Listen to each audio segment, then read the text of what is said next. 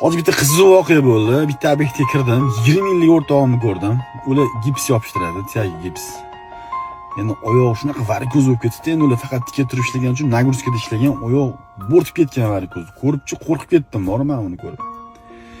Shunda bitta gap gapirgim kelib qoldi-da. Mana shu uyda ustida ishlatayotgan hamma ishlayotganlarga iltimos uylardagi ustalarning hurmatini joyiga qo'yinglar.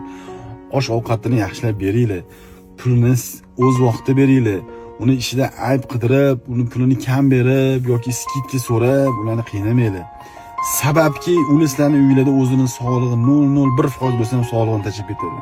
Chunki ular biz ishlatayotgan narsalar hammasi zararli kimikal narsalar. Like, kraska pushti quritish ehtimoli katta bo'lgan narsalar. Soch to'kadi, oshqozon funksiyasini buzadi. Allergiyani qo'zg'atadi changlar. Hamma smes suxoy spagulyovkalarda qorganingizda changiganning o'zi zarar. Zaxrada ishlanadi, bilsanglar agar. Otopleniya yoqilmagan paytda ishlanadi.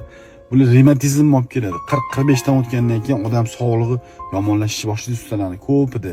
O'shaning uchun iltimos, mana shu uylarda ishlayotgan ustalarni xursand qilib chiqarib yuborsanglar, hammasi zo'r bo'ladi. Gapimni noto'g'ri tushunish yo'q. Hammamizdan Alloh rozi bo'lsin. Rahmat.